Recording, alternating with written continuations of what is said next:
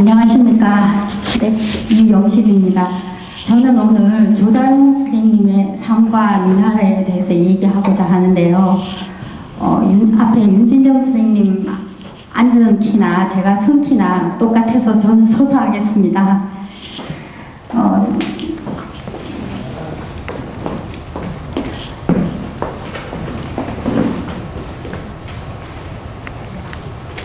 선생님의 평생 마음에 담고 살았다는 말이 있습니다.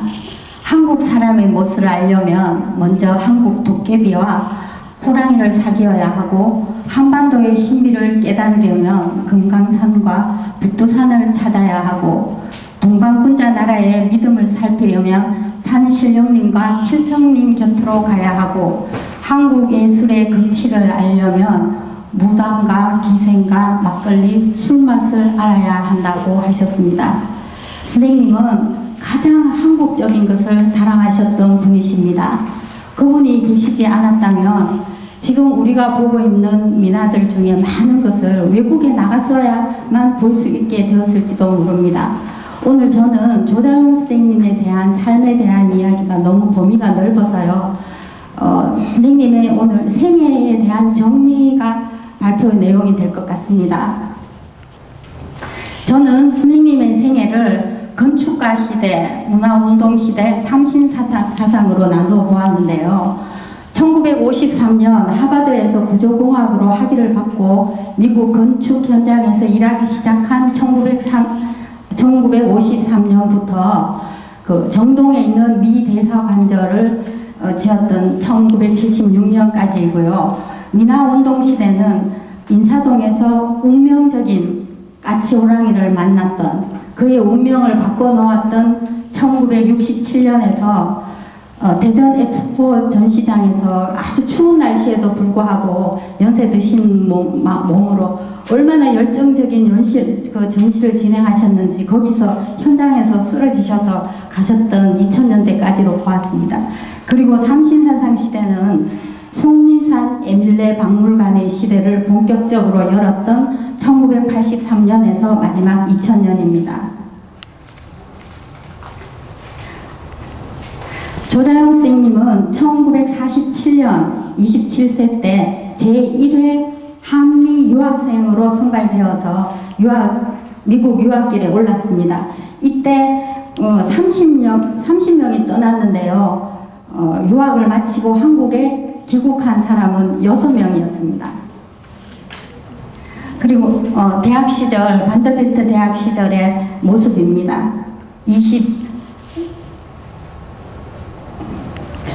그리고 1953년에는 하버드에서 구조공학으로 석사학위를 받았을 해인데요. 가족사진입니다.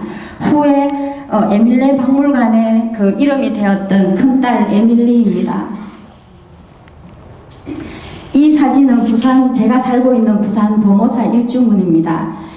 선생님은 54년 귀국하여 부산 웅쿠라에서 일할 때 이 부산 일주문에 방문하시고는 우리 건축물의 우수함에 대해서 정말 충격적인 인상을 받았다고 하셨습니다. 그래서 그때 남기신 말이 있는데요. 전혀 보조를 쓰지 않고 돌기둥 위에 목조 구대체를 살짝 올려놓은 것인데 아무리 보아도 귀신의 장난으로 밖에 보이지 않는다. 4개의 돌기둥을 한 줄로 배열하고 흔들거릴 수 있는 기아지둥과 목조물을 마치 신들린 무당이 창끝에 돼지 세우듯이 올려놓았으니 말이다. 나는 선진 미국에서 구조공학을 전공했음에도 이런 식으로 집을 세울 자신이 없다.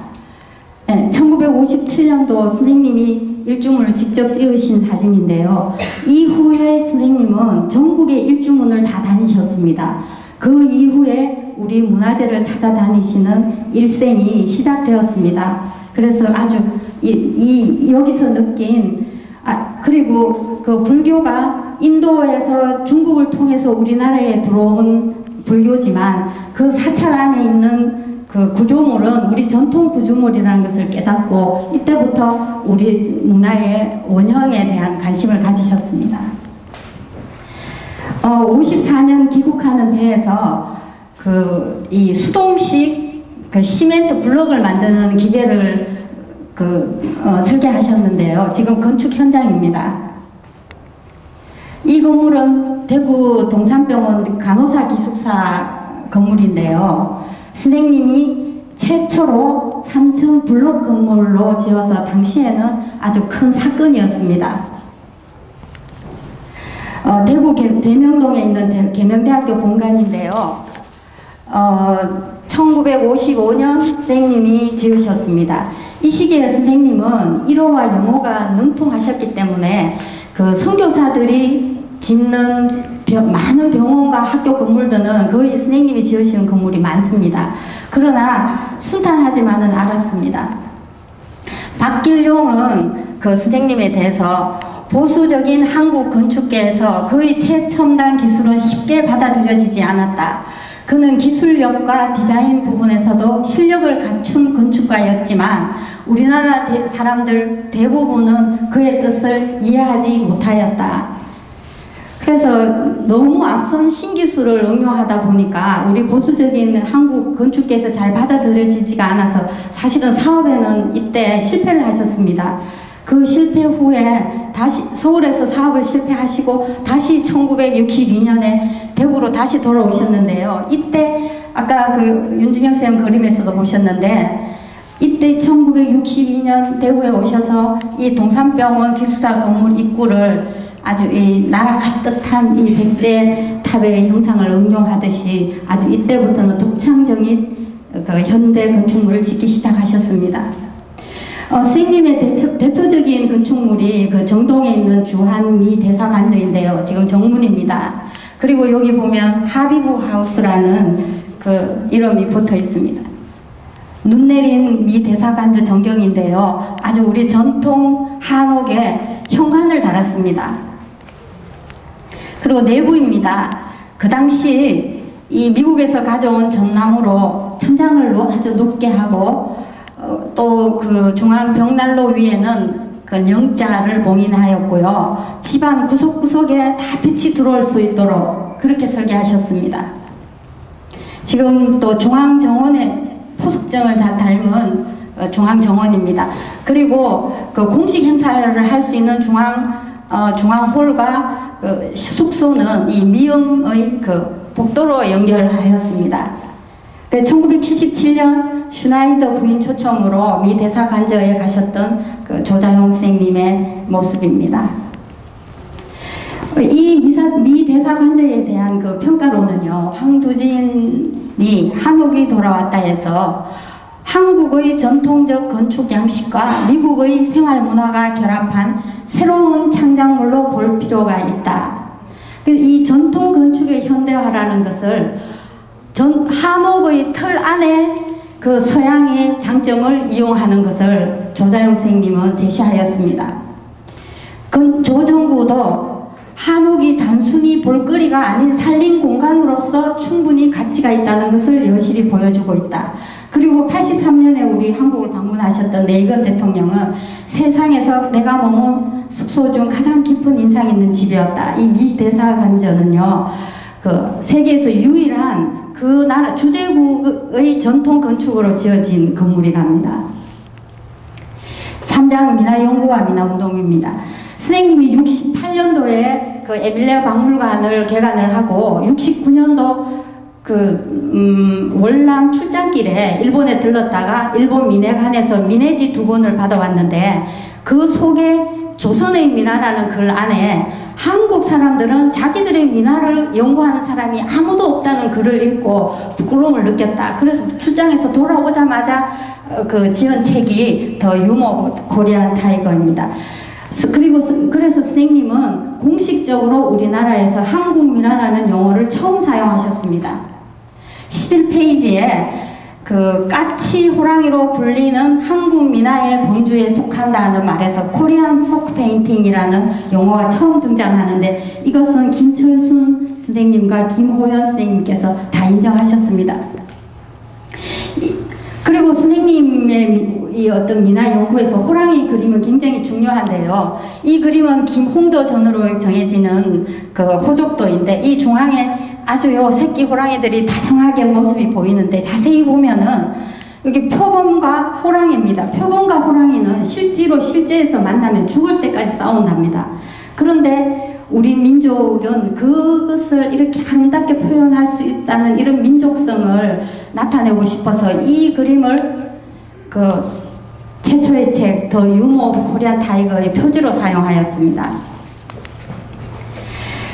이 책이 발간되었던 해에 조선호텔에서 세계 팬대회가 열렸는데요. 그 세계 팬들에게 이 책이 처음으로 선보였을 때 중국 사람들이 이 책을 처음 사더니 자기들끼리 들춰보면서 그 담배 피우는 호랑이를 보고는 막 웃음을 터뜨리는 걸 보고 우리 민족의 해학성의 원천은 호랑이다 이러는 것을 그때 조자용 선생님은 자기는 내가 알게 되었다고 하셨습니다.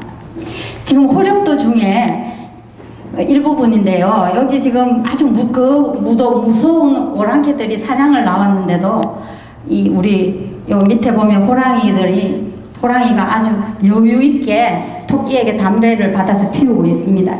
이 그림에서 선생님은 우리 민족이 꺾이지 않는 기계를 강조하고 싶어 하셨습니다. 지금 이 까치 호랑이 그림인데요. 이 그림들이 조선시대 때 우리 집집마다 한번 붙어 있었다고 한번 상상해 보십시오. 여기도 지금 우리 까치 호랑이가 하나 있는데요. 지금 뭔가 자기 것이 크다고 지금 자랑을 하고 있는 것 같거든요. 조자용 선생님은 이 그림을 보고 우리 민족은 비애의 민족이 아니라 정말 해학의 민족이라는 것을 주장하고 싶어 하셨고, 그 다음에 정말 우리나라가 호랑이 나라답다라는 것을 말씀하셨습니다.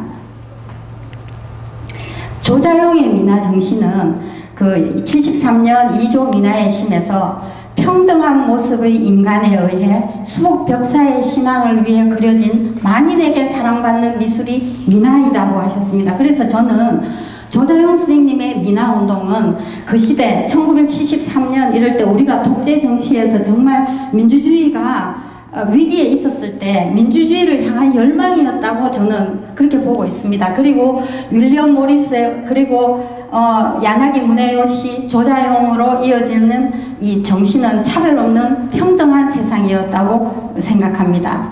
조자용 선생님의 넓은 의미의 민화란 왕이나 궁중, 화가나 백성들 그 누구라도 본래적인, 선생님은 알몸의라고 표현하였습니다. 본래적인 사람으로서 그려낸 우리 고유의 독창적인 멋의 그림이다 라고 표현하셨습니다. 야나기 선생님도 우리 민화의 독창성을 인정하셨습니다.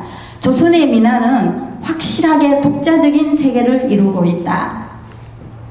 지금 스미소니언에 소장되어 있는 닭그림인데요. 너무 현대적이지 않습니까? 그래서 조자용 선생님은 1938년도에 이 그림은 피카소 그림인데요. 1938년도 히틀러가 스페인을 침공한 것에 항의하여서 그린 이 수탉과 비교하면서 우리 한국 민화의 어떤 추상의 어떤 우수성을 감탄하셨습니다. 선생님이 좋아하셨던 봉이 수탉이라고 부르시는 봉황도입니다.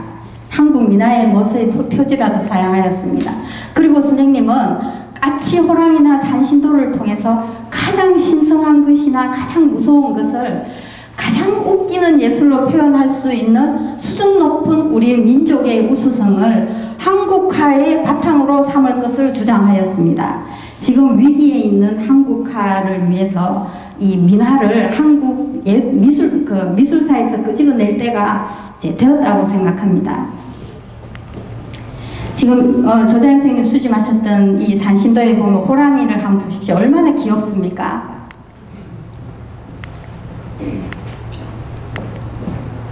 이 선생님은 이 산신도와 까치 호랑이에서 고구려 벽화에서부터 이어지는 우리 채색화의 예맥이 이어져 있다고 생각했습니다. 물론 우리 고유의 신앙 정신이 이어져 오고 있다고 생각하였는데요. 그리고 존 카터 코벨 박사는 한국의 호랑이 그림은 사람을 괴롭히는 무서운 호랑이를 순하고 사랑스러운 모습으로 그릴 수 있었던 한국인의 민족성이 가장 잘 나타나 있는 한국화의 절정이라고 말씀하셨습니다. 존 카터 코벨은 정말 우리에게 소중한 미국 출신의 미술사학자입니다. 이분은 1978년도에 우리 문화가 그 미국이나 일본의 아류 정도나 생각하고 있던 그런 시절에 일본의 문화는 한국에서 건너갔다. 그리고 그 일본의 문화재 중에 이것은 한국의 것이더라고 주장하셨던 정말 우리에게는 귀중한 분이시거든요. 그런데 이분이 조자용 선생님이 처음 그 미나를 미국에서 전시하셨던 하와이 대학에서 만나셔서 조자용 선생님에게 영향을 많이 받으셨다니까 너무 소중합니다. 지금 존 카터 교수님이 지금 창 끝에 대지를 세우시는데 참여하셨습니다. 조자용 선생님이 세운 에밀레 박물관인데요. 그 당시에 이 주변에 아주 논밭이었습니다. 그리고 박길용 선생님은 이 건축물을 우리나라 최초의 한국식 형식주의 건물이었다고 말씀하셨습니다. 에밀레 개관 전에는 벽사의 미술이라는 제목으로 그 당시 그 기와가 주였습니다. 그때는. 그러나 미나가 12점 전시되었고요. 이때 최순우 관장님도 참석하셨습니다. 선생님이 에밀레 미술관을 만들게 된 까닭은 그 1971년도에 발간된 하늘의 미술의 서문에 그 심정이 너무 잘 나와 있기 때문에 제가 소개하겠습니다. 여기 작은 집이 한 채 섰습니다. 크기는 보잘것없이 작지만 큰 뜻을 품고 가진 애를 써가면서 피와 땀으로 빚어낸 집입니다. 이 집 이름을 에밀레 미술관이라고 지었습니다. 에밀레 미술관은 그 뜻을 종속에 파묻힌 아기 이름으로 느끼고 지었습니다. 지금으로부터 7년 전 섣달 검은 날 밤 에밀레 종을 울리면서 맹세하였지요. 종속에 파묻힌 에밀레를 위해서 미술관을 지어주겠노라고. 7년 전에 선생님의 큰딸 에밀리를 잃었습니다. 병으로. 아까 그 사진에 나와있던. 이제부터 에밀레 미술관은 하나씩 뜻있는 일을 시작해 볼까 합니다. 선생님이 박물관에서 그 평화봉사단원을 위한 강좌를 하고 있는 장면인데요. 선생님은 영어와 일어가 아주 능통하셨기 때문에 우리 문화를 세계에 알리는 데는 아주 적격이셨습니다. 그리고 선생님은 이 에밀레 박물관에서의 미나 운동을 통해서 미나케를 창립하여서 미나 운동을 하셨는데요. 71년 진주에 있는 서울집에서 조자용, 박종환, 김상조 등이 10가지 기본 원칙을 취결하셨답니다. 그러나 이것은 미나케의 기본 이념이 되었고 어떤 회칙보다 엄격하게 지켜졌는데요. 10가지 중에 3번 보면은 그 미나케 이념이 어떤 목적이 잘 드러나 있습니다. 조사, 연구의 대상은 민간 신앙, 민간 풍속, 민간 설화, 민간 언어, 민간 생활, 우리 동인지를 민학기라고 불러보자. 세계의 두각을 나타내자. 선생님의 어떤 스케일이셨습니다. 그래서 민학 2집 출판 기념회를 박물관 정원에서 하고 있는 모습입니다. 1976년도에 이 민학회에서 처음으로 회장단을 선출하셨는데 조자용 선생님, 김상조 선생님, 박종환 선생님 임원에 참여하셨고 이경록 선생님이 민학회 초대 화정을 하셨는데 이 총회를 할 때 이경록 선생님은 총회에 참석하지 않고 옆방에 가서 주무셨답니다. 그래서 다음날 서울에 올라와서 통문관에 있는데 박종환 선생님 오셔서 아유 축하드립니다 해서 뭘 축하합니까? 아유 회장님 되셨습니다 하셨답니다. 그래서 저는 그 시절에 우리 문화인들의 정말 낭만과 여유가 느껴졌습니다. 작년 2013년 5월에 그 민학회 260차 그 답사를 조자용 선생님 공적비 답사에 갔습니다. 지금까지도 이어지고 있습니다. 허영환 교수님 여기 계십니다. 그리고 그 민학회 회원을 중심으로 조자용 선생님은 또 민중박물관협회를 창립하셨는데요. 우리나라 박물관협회의 전신이었습니다. 그런데 저는 여기서 민중이라는 말에 주목합니다. 이 이름은 조자용 선생님이 붙이셨는데요.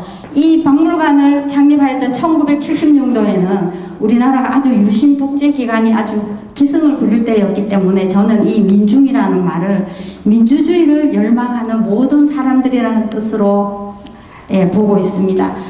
그리고 보면 윤열수 관장님, 김종규 이사장님 다 보이고 있네.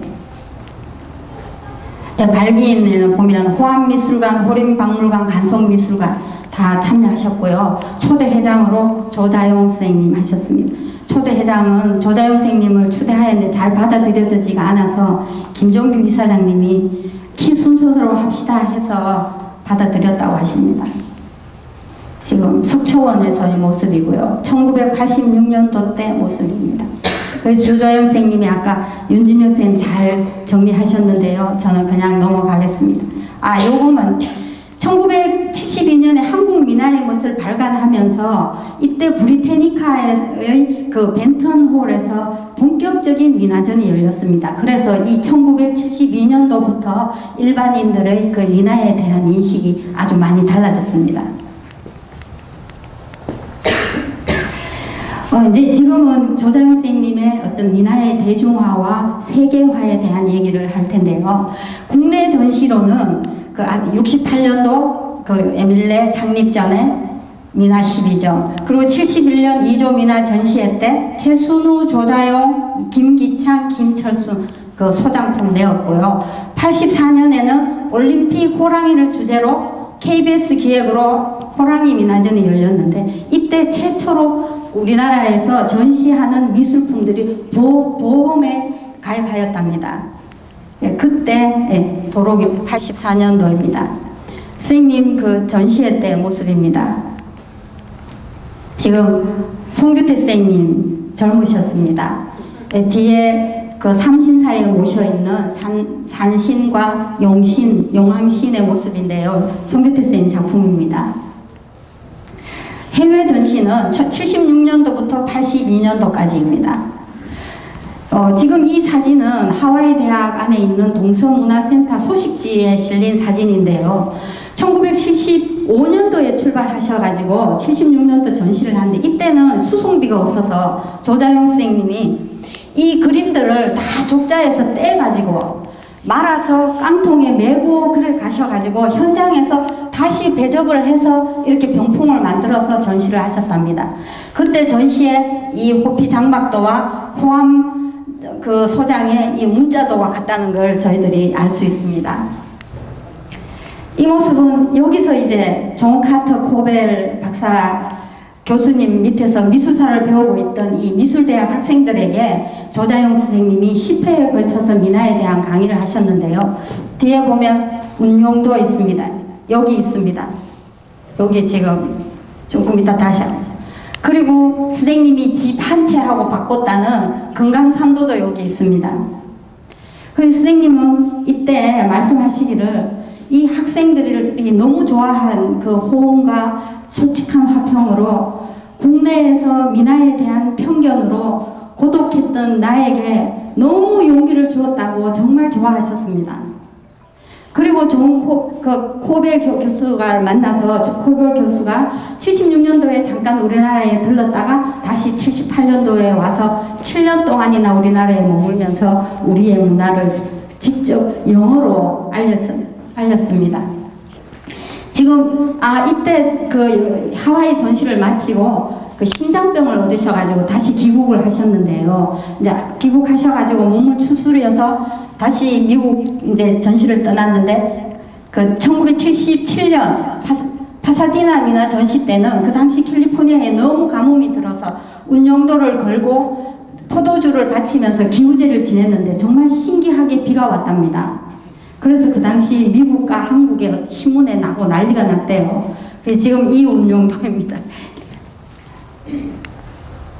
이때 그 LA 타임즈의 유명한 미술 평론가인 윌리엄 윌슨이 이 파사디나 전시를 보고 민화라는 개념으로 본다면 너무나 뛰어난 그림들이다. 이것은 다른 나라의 명작들과 꼭 맞먹는 글작들이다. 한국 사람들은 이런 명작을 귀신 쫓기 위하여 대문짝에다 걸고 살았다. 이런 화평을 쓰셨습니다.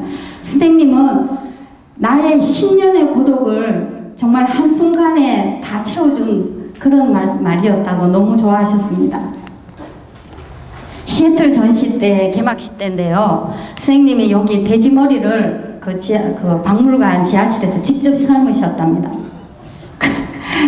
그리고 이때는 조금 길어지더라도 시애틀의 박물관에서 한국 미술 5,000년전이 열려가지고 어떤 대조되는 두 미술 전람회가 열렸기 때문에 조자영 선생님이 이때 4개월이나 여기 머물면서 미국인들을 위한 강연을 매일매일 하셨대요. 그러면서 1980년도 미국에 머물면서 아까 이조의 민화의 이조 민화 개론을 미국에서 쓰셨습니다.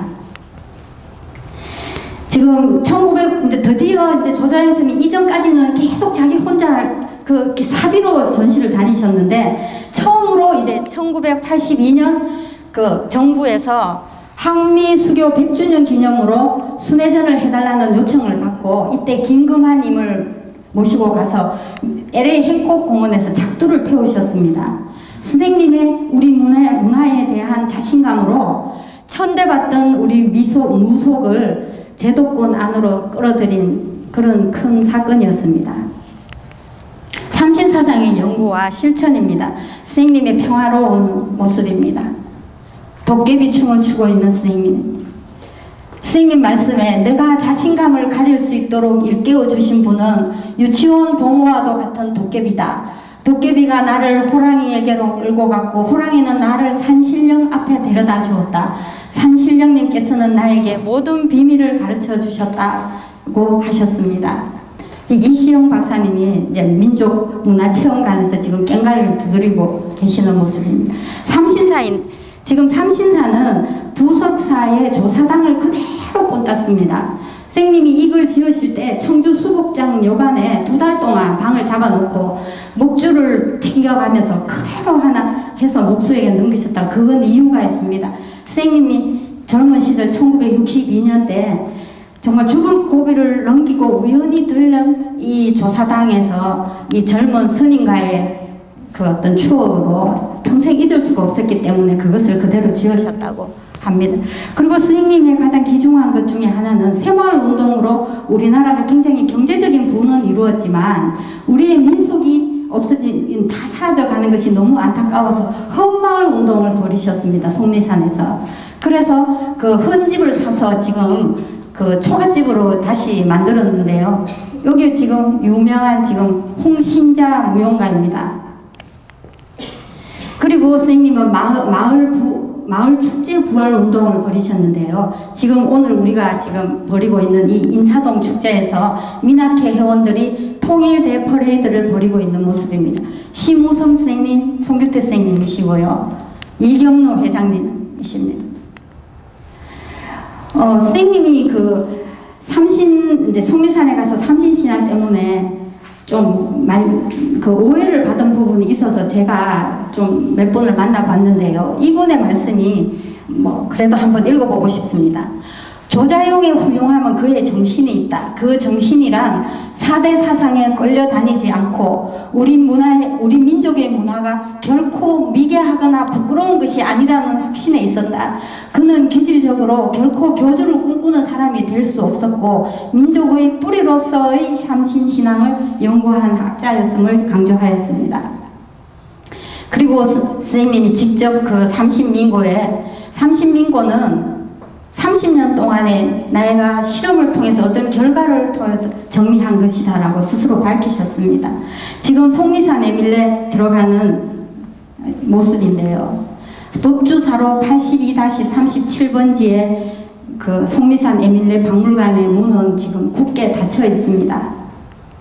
위에서 내려다보는 모습인데요. 저는 이걸 보면서 산천은 의고한데 인걸은 간데없고 생각했습니다.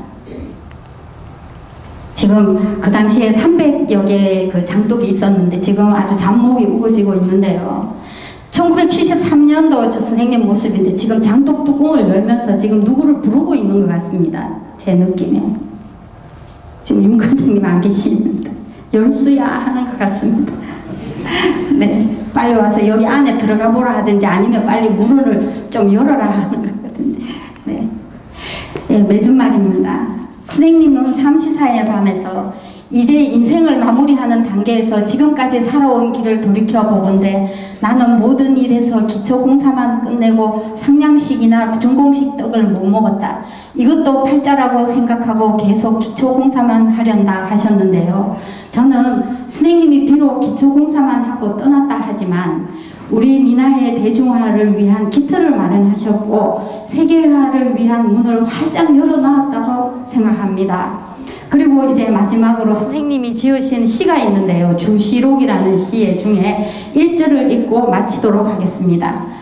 주여 맥주여 시원한 술림이여 목마른 자의 답답한 속을 풀어주시고 찌푸린 이맛살을 펴주시고 너그러운 마음씨에 씨알을 심어주시니 감사하고 감사하나이다. 세상의 모든 못마땅한 일, 구역질 나는 일, 삐뚤어진 일, 속상한 일, 안타까운 일, 욕하고 싶은 일, 싸우고 싶은 일 다 잊어버리게 하시니 님의 뜻에 따라 관대하게 안아주겠나이다.